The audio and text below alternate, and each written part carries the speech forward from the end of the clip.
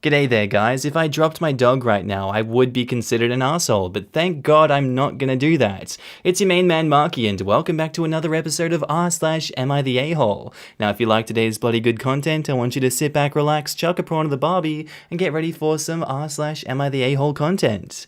Let's go. Posted by user NoTry6784. Titled, Am I the a-hole for abandoning a grieving friend after she tried to charge me rent? So my friend is a recent widow. It's been a long time coming, but that hardly makes it easier. Her husband passed away at the end of February, and she's been understandably distraught since. I have tried my best to support her through this, even though I can't possibly understand what she's going through. At the beginning of March, she asked me if I'd stay over during the night because she couldn't stand sleeping alone in an empty house. I obliged and temporarily moved in once I was sure my husband was okay with it. She's not been taking care of herself, so I've been doing 100% of the household chores and taking care of her and all her responsibilities, as well as working full-time. Well, last week, she sprung on me how much she'll be expecting in rent from here on out. She heavily implied I was taking advantage of her in her grief, trying to live in her house for free, and that she expects me to back pay her rent for the 2 months that I'd already been there. I was extremely insulted by this, and told her I'd transfer her the money that she wanted, but I'd be moving back to my own house, where I'm also paying rent. I got my stuff and was out within a couple of hours. She's since asked me to come back, but I have refused. I told her I'd still do her shopping and I'll come over to help her with a few bits, but I'm not spending another night in that house. Am I the a-hole? In all honesty, I'm very much confused why you even paid rent on this. Yeah, she wants rent, but that was never implied and that was never discussed. You shouldn't be expected to pay rent, and you shouldn't have paid rent in this instance. She got emotional support, she got you doing all the household chores and the shopping for her while she was grieving, and then she turns back on you and says you have to pay rent on top of it? I get that she's going through grief, but she's had 2 months to think on this and talk herself out of doing something as extreme as this, and she still did it. That's ridiculously entitled on her part, it's a slap in the face, and I would cut her off for some time. Grief isn't an excuse to stab you in the back like this and then make this out to be your fault. And I think she needs to learn this one the hard way. I would not take that from my friends. That is not friendly behavior, that's not something that is welcome in my life. So I don't think you're the a-hole for abandoning your grieving friend. You didn't abandon her. She forced you out of her life, she gets to deal with the consequences of that. She's the asshole here, not you. Not the a-hole OP. Now in the comments, Oddsock94 says, not the a-hole. You didn't want to pay rent, so you went back to your own house. I think she's a bit of an a-hole asking you to come and stay with her, and then asking you to pay money. I think you've set some healthy boundaries to avoid the situation occurring again. But OP, did you actually pay this rent? If not, don't. If you did, what and why? And OP replies, I did. I don't know why. It was just easier. The easiest thing to do is nothing at all. It conserves the most energy and, in your case, money. In the future, think about this in economic terms. It cost you X amount in fake rent from a fake friend to keep you from having an unpleasant confrontation that turned out to be what you were trying to avoid anyway. Getting angry is okay, OP. It doesn't mean you're not a nice or good person. Don't let that person walk over you. Please consider this an expensive lesson. It's okay and completely free to say lol no to an outrageous, outlandish, and categorically ridiculous demands of your money. Practice saying it so you can spit it out with gleeful ease the next time. And it's also okay to value avoiding annoyance and aggravation more than paying some amount of money you don't owe. It might have been a cheap price for OP to get rid of the problem. I did this once. I asked someone to be a tutor, but we had scheduling challenges. In the end, it was easier to pay her for a lesson that didn't take place and cut off from there, as she was someone that I knew through a colleague, and I would have damaged the original relationship otherwise. Not the a-hole. WTF, taking advantage? You already have a place. What did you get out of it? And OP replies, I thought I was being a good friend. And Chris replies, you were. I meant in terms of owing her rent money like she was doing something that was a favor to you. And OP replies, I don't know. She has very rigid ideas of when something is owed to her. You stay long term equals you pay rent. Context be damned, I guess. If, by small measure, you could be conceived as owing money for rent, you worked that debt off 100% by being her cook, housekeeper, personal assistant, etc. It's even Steven from a monetary point of view. From a friendship point of view, she owes you and she needs to reciprocate your awesome friendship. If she can't and won't, then you really shouldn't put her in your rearview mirror. Exactly. If the friend kicks up a fuss, I'd ask how much she will be paying for all the chores and errands that have been done for her. Not the a-hole, but you need to stand up for yourself more. You should not have paid her or offered to keep doing things for her.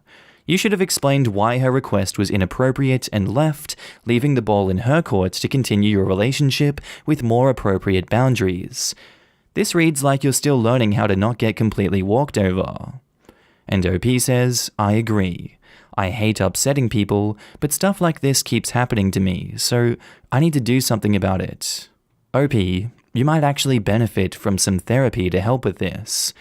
Therapy isn't just for when you're in a mental health crisis, it can also be helpful for learning and practicing emotional tools for everyday life, like saying no, self-confidence, being assertive, and setting and enforcing healthy boundaries.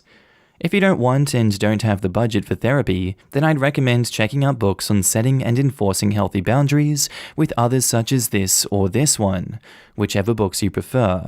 I'll just put screenshots up. First one's Boundaries, When to Say Yes, When to Say No to Take Control of Your Life. And second one is Set Boundaries, Find Peace, A Guide to Reclaiming Yourself. My therapist also had this to say about not wanting to upset others and feeling guilty when I do, which helped me a lot. Guilt can be a helpful feeling when you've wronged someone, because it helps you hopefully make better choices in the future and grow to be a better person. However, there are times when this guilt is inappropriate guilt, and that's when you feel guilty over things you don't need to, don't deserve to, or shouldn't feel guilty for. Oftentimes we feel this inappropriate guilt when others get upset over or strongly disagree with our choices and boundaries, especially if they also guilt trip us about it. I've dealt with inappropriate guilt many times in my life before. My therapist recommended me to go through these questions and phrases when I'm wondering if my guilt is appropriate or inappropriate guilt. Question: why are you feeling guilty? Why is the other person upset? Did you actually do something wrong or cause real harm?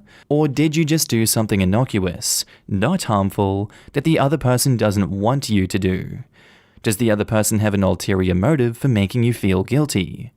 And if you did do wrong, then talk to the wronged party, apologize, and make it right. If you didn't do anything wrong and they're guilt-tripping you, then tell yourself that you are not responsible for other people's emotions or how they choose to react to your decisions. If someone chooses to be upset, then that's their choice, not yours. It's okay to disagree with other people over your choices. It's okay for other people to be upset over your choices. It's okay to say no to something that harms or inconveniences you, even if you just plain don't want to do it. Just because someone is upset doesn't automatically mean you did anything wrong. Sometimes people get upset just because they're not getting their way. And it's not your job to fix the situation or their emotions. Their situation and emotions are their responsibility to manage. So yeah, guess I'll leave that with you guys. I had a situation like that last night myself, and it does leave me questioning whether I should feel guilty about this situation or not. But I felt it's something that gets brought up often in Am I the Arsehole?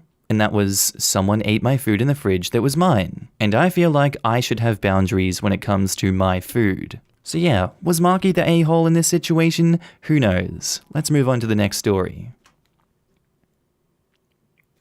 Our next post is by user TA Tasty Food, titled, Am I the a-hole for using hot sauce like an idiot?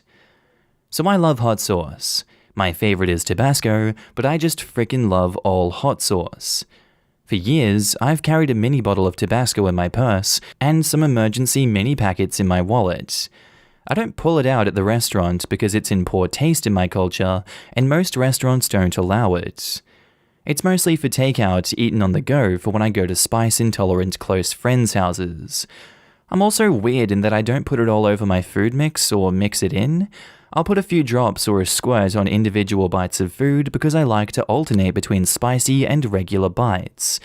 When I'm out at restaurants, I tend to hog the bottle of hot sauce, so I normally ask for 2 bottles so that other people that enjoy hot sauces aren't inconvenienced. With that background info out of the way, here's what happened. The pandemic restrictions have loosened, so my husband and some friends of ours went to a restaurant with our outdoor dining to get some drinks and dinner. One of our friends brought her new boyfriend, Jim, that none of us have met before, and honestly, he seemed off from the start.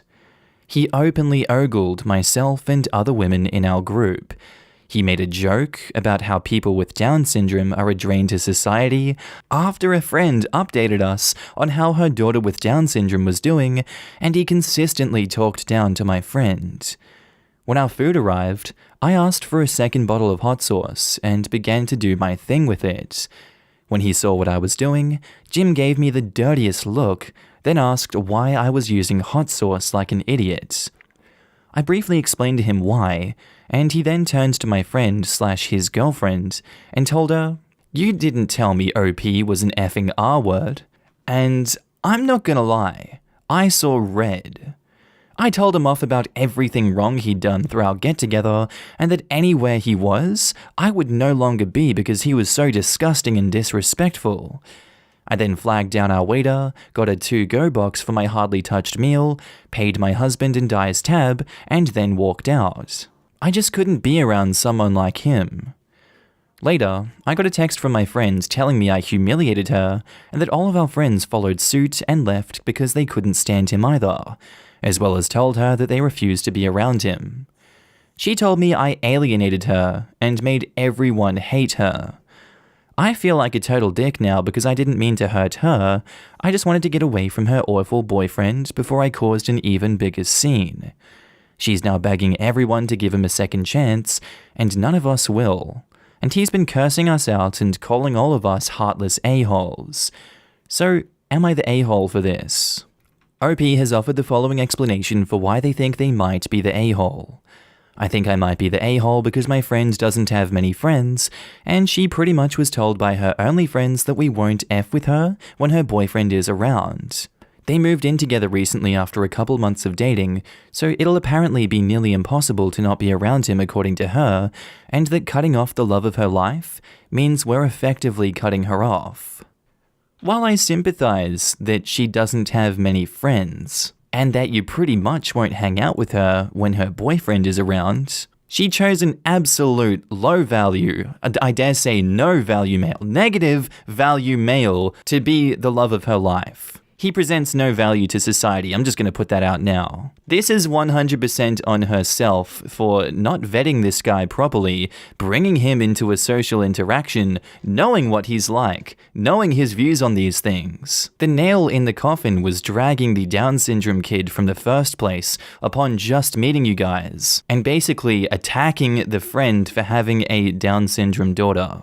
I would have left at that point. But then he goes on to personally attack you and call you the R word. I don't know whether we can give her the benefit of the doubt in this situation that he wasn't like this before this lunch that you guys all went out to. But I hardly believe he wasn't throwing out a few of these phrases and these ideologies while these two guys have been hanging out together for months before this. And then I'm going to assume that she assumed he wouldn't show all his red flags and his bloody idiocy to the rest of your friend group.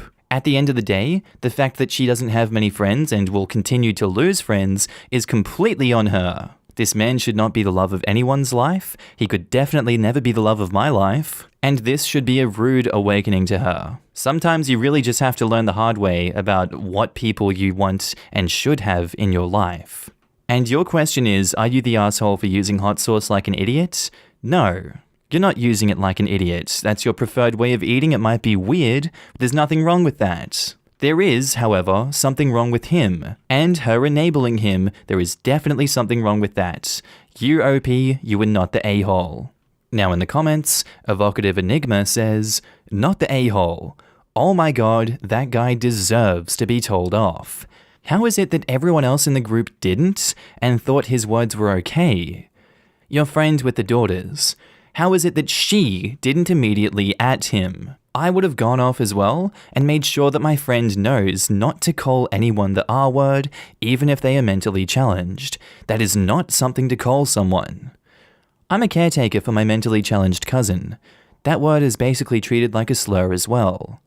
Glad they all followed suit, but it seriously shouldn't have even gotten to that point before someone told him off, and she thinks that he's a decent guy who needs a second chance? No. If she chooses that asshole over her friend group, she needs to be distanced from as well. And OP replies, my friend whose daughter has Down syndrome told him to never use that word and that he was being beyond disrespectful. I think it surprised him that someone stood up to him because he looked at her wide-eyed and opened/closed his mouth a couple times before aggressively tearing a piece of bread into a bunch of little pieces.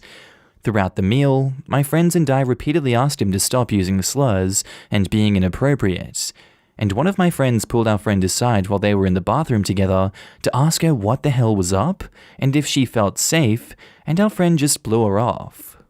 We were also at a pretty high-end restaurant, so we were worried about making a huge scene, which, in retrospect, was pretty stupid because we shouldn't have tolerated his behavior from the get-go, regardless of where we were. Thanks for the clarification. The post made it seem like no one had said anything to him about his behavior until he turned to you. I'm sure that others were vocal about his absolutely despicable behavior as well. That was good of your other friend to try to check if she's okay. Tiniest Ghost says, not the a-hole. Your friend's boyfriend humiliated her because he's not able to keep his inappropriate thoughts to himself like most other adults, and openly ogling at other women is the icing on the cake. Her boyfriend isn't entitled to a second chance, and it's pretty telling that he isn't on his knees begging for forgiveness. If he's not seeing the problems, he'll just act like this whenever it suits him. Edit to add, keep eating your hot sauce however you like. His behavior is the problem. And not the a-hole. Your friend humiliated herself by bringing a trash human being lol. Onto the hot sauce, as long as you don't hog the bottle from anyone else who wants hot sauce, then you're fine. Live your best life, amigo. Our next post is by user PsychologicalBad952, titled, Am I the a-hole for convincing my stepdaughter to not sign a deal? So, my stepdaughter, 24 female, runs an Instagram page/YouTube channel with a decent following. She makes some money with it, and her father wanted her to sign up with an agency. He had done most of the work, and she had a contract in hand. She asked me to take a look at it, and I'm not a lawyer, but I have taken part in some business negotiations. The document was biased against her. They got control over any IP she created, more than half the cut of all her earnings, and their marketing commitment was very vaguely defined. The only benefit of the contract was a $35,000 upfront payment for signing up, but which had to be paid back if she failed to meet their content production targets. It was a deal where her upside was limited while their downside was protected. I told her that this deal was crap and she could do much better than whatever this company had offered just by working on her own. She's a smart girl and she decided not to sign up. She really doesn't care. She's making money to support herself and doing what she likes and has no want to go viral. Her father hates that I interfered in his relationship with his daughter. Her mother, my wife, is not happy either, as she doesn't want my daughter to be self-employed. I feel a bit guilty as I did not mince words when I described the deal. I was furious and the ensuing fallout between her dad and her has strained their relationship. I feel like I poured fire on a family feud. Her father is mad at me for poking my head where it doesn't belong and upstaging him. He doesn't like me a lot anyways, as he hates the fact his ex-wife married a woman. My wife is miffed that I'm encouraging her to continue this career. So your guilt here is coming from the fact that you didn't mince your words when you described the deal? You were angry, and the ensuing fallout between her dad and her has strained their relationship. Unfortunately, you knew what you were doing and, obviously everyone else didn't know what they were doing. That's why she came to ask you for help. Also, what is this mum smoking? This girl is 24 years old? Who actually cares what your wife thinks about her continuing this career? You shouldn't care, and your daughter shouldn't care. She should be damn well free to continue in whatever career she wants to. I know obviously there are some careers that people don't believe strongly in and are like, yeah, that's something that's not going to get you much success and you'll be sad at the end of the day to do that. I think in that case it's acceptable to say what the risks and the benefits are and why you believe this. But to actively get mad at you and say she shouldn't be doing this, I don't believe in it, I don't want her to do this, that's wrong. She's 24 years old, she can do whatever the hell she wants. If the dad has a problem with you now that you've interfered in her not getting screwed over, sounds like a him problem. And in fact, you poked your head where it does belong, and you did upstage him because he deserves it. And if he hates the fact that his ex-wife married a woman, that sounds like a him problem. Maybe needs to go get some help for accepting that situation, because it sounds like he's still not gotten over that. It's not your fault that she left him, and it's not your fault that she fell in love with you instead of him. This just sounds like he's bitter and trying to get revenge on you and his ex through the child, which is not acceptable. So I'm going to go with not the a-hole in this situation. Now in the comments, Efficient Leak says, not the a-hole. She asked me to take a look. This right here means there is no way that you could ever be an a-hole. Your adult stepdaughter asked you to look at something for her, and you did, in good faith. You didn't go out looking to cause a rift, and you didn't stick your nose where it didn't belong. She asked, and you were honest with her. That's all that happened here.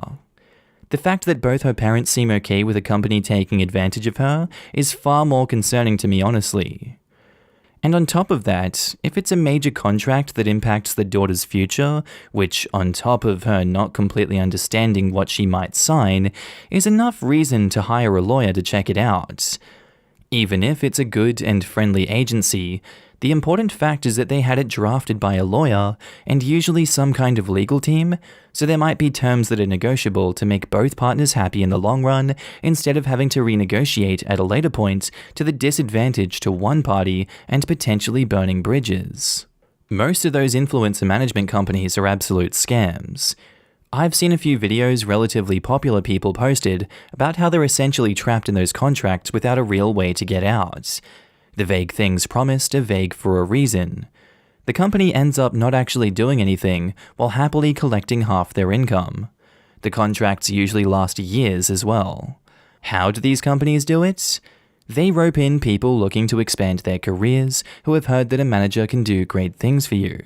Long-term contracts mean if they sign enough up-and-comers, one will be a hit, which then is advertising for the company of, we represent a famous person. Then it turns into one of those crappy rom-coms that's packed with A-listers who only joined because of the one original star before seeing the script. Every up-and-comer wants to sign, and now they're all trapped. Not the a-hole. You really gave her good advice. Do they know what contract she was signing? Pretty sure they don't care, and just got dollar signs in their eyes when they saw the $35,000 upfront payment. OP being the girl's stepmother doesn't stand to gain anything financially, so she's able to review the contract in a more unbiased fashion. Relatively speaking, $35,000 is barely a year's worth of salary to put out and produce a ton of content, while making less over time since you're giving a huge cut to the company of anything you do make. Then if you somehow fail, you suddenly have to pay the $35,000 back, which is the only honestly relatively small perk from this. No. Not the a-hole, great job saving your daughter from this terrible deal. And our next post is by user DifferentBranch4502, titled, Am I the a-hole for refusing to help out my ex's family when we share kids? So ex and I were together for 10 years. We had 2 boys together. Our sons are 8 and 5 now. When our youngest was 2, she left me for her now husband. She was pregnant at the time too. A DNA test had to be done because, we We were sexually active up until I found out. Her daughter is his. We share custody of our boys, and I made a clean break. I do not speak to her unless it's about our boys, and I do not communicate with her husband ever since he tried to push me out early on. Now they're struggling. I work and provide for my kids. I make the most of my time with them. I make sure they're fed, clothed, and doing okay in school. They feel under pressure even though neither of them work. At first, X tried to sue me for more child support, and then the judge told her their circumstances had not changed, so no. Then she would use our app for co-parenting to ask for $50 once or twice a week while she had the boys. Then she would ask when the boys were with me. When she had the boys, I would ask what she needed it for, and 9 out of 10 times it was so they could buy diapers for their daughter or feed her and her husband, and I said no. I told her it was not my job to support her and her husband into their daughter. It was theirs. And she told me I could never really stop supporting them as my son's family. I told her I support my sons because they are my children, but she was no longer entitled to me supporting her. Then it got to be an issue about gifts, and the fact that I only ever ensure they call their mum or little sister for their birthdays if I have them, and not that I get gifts, and the same with Christmas in that I facilitate a call for Christmas that they're with me but don't send gifts. She then asked if I would start including her daughter in some things I do with the boys, and I said no. She and her husband are saying that I'm a petty a-hole and that I should be looking after my son's family as if they were my own and should be working on becoming a family unit of sorts. But I have to be honest, I can just about be civil for my kid's sake. I don't want to play happy families with that woman again or include her husband or any other kid she has. And she's pregnant again, which will probably also be my responsibility. I guess my only doubts come from the fact that I know my kids are caught up in this, and I know a better man might be able to do it for them. Am I the a-hole? OP has offered the following explanation for why they think they might be the a-hole.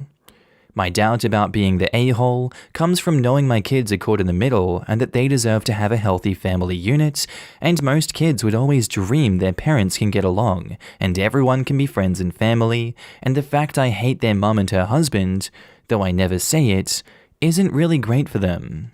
See, where I have the issue with this is that those two won't get jobs. Obviously that's easier said than done, but that is no excuse for them. They are two people that need to be productive in this society, they need to get jobs to support their kids. And now they continue to make more kids while saying, oh my god, I have a kid with you, you need to provide for all of us and the next baby. We're not going to work or actually do anything to fix our situation. We're just going to sit here and yell at you because it's your responsibility, even though I cheated on you and got another man's baby in me while I was still with you. You should be the bigger, better man in this situation, and you should fix this. Absolutely delusional from these two. That is just ridiculous. And OP, you have every right to be angry with them, even though you never say it. I can really respect that. I feel like you're doing as much as you can in this situation, perhaps even more than you should be by being this civil. That is a superhuman level of control that you're showing here. I want you to keep up the good work, you are not the a-hole. Now in the comments, Most Disaster 79 says, not the a-hole. She shouldn't be having kids if she can't raise them. Your only priority is your sons and not her family. In the US, it costs over $250,000 on average to raise a kid till they're 18. She's feeling the strain of raising her daughter without OP. I can't imagine how much worse it'll get with another child, for whom she can't get diapers or anything else that she asked OP to buy for her first daughter. To be honest, OP should use their precarious financial position to keep his boys safe, not the a-hole OP. It does seem strange to me that she's so willing to try and manipulate him constantly for money, yet is so forthcoming about what it is for her. Like, there's definitely something off about someone here. Just a lot of entitlement coming off of someone who got pregnant by someone else while still married to OP. Like, ma'am, you don't get to snack on the sausage sampler, then still expect your husband to treat you, and the kids you're having with a guy you cheated with, like family. Not the a-hole. And it's good that you set yourself up firm before your ex and her husband have a second child together.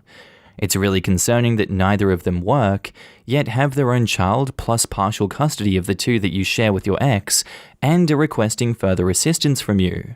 I would recommend talking with a lawyer to discuss taking greater custody of your sons, since it looks like neither your wife or her husband have the means to take care of them. Your duty is to your sons, not for two adults who can't, or won't, work to provide for themselves and their daughter. It's a sad fact, but honestly, you taking majority, if not sole custody of your sons, could give them a reprieve to sort out their financial difficulties. Not the a-hole. Far from it, actually. Your ex cheated on you and left you. She made her bed. You're doing what you're legally entitled to do. Heck, maybe a bit more, but you're under no obligation to support your adulterous ex, her child, and her dick of a hubby. You may want to look into getting custody of your sons, in my opinion. And OP replies, that would not happen. The courts won't let financials dictate custody here, and even if they did, I think my boys still need a relationship with her. She's not a bad mother, not the greatest person, but I know she loves our boys and does her best for them. You having more custody doesn't mean she won't have a relationship with them. You can try doing something like 80% custody too. It's just at this point your sons might have a better living situation with you. They have another baby on the way and can't even afford this one. That's 4 kids. I doubt each kid is going to have their own room or get the attention they need. Just something to think about. What is your child support going to? She probably uses it for her baby and her husband and expects you to buy them stuff like new clothes when they're with you. She can still see the kids as much as she wants, to a degree. Of course, this is if you're able or want to have primary custody. And OP replies, I get that, I do, but it would be very hard to be awarded more custody based on that. It could also hurt my sons more while they express no interest in living with me more. As of now, it looks like my kids get supported with my child support, which is all I can really ask for. That they be kept safe and fed and warm and not be mistreated. Alright guys, that's the end of the video. Friendly reminder that I'm now posting daily on my second channel, Markee 2.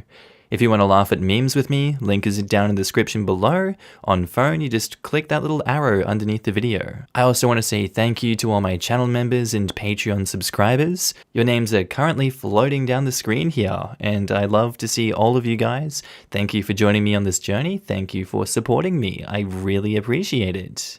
If you see yourself on screen, I want you to give yourself a big pat on the back for being amazing as always, and thank you for supporting me again. I do hope that you guys have a good day, night, sleep, whatever it is you're up to. I'll see you in the next video. Bye.